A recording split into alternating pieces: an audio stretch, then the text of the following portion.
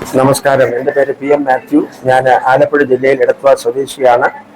ദീർഘവർഷങ്ങൾ ഗൾഫിൻ്റെ പ്രദേശത്ത് ജോലി ചെയ്തു. ഇപ്പോൾ മടങ്ങിയെത്തി. ഏകദേശം 4-5 മാസങ്ങൾക്ക് മുൻപ് എനിക്ക് ശാരീരികമായ പ്രയാസമുണ്ടായി.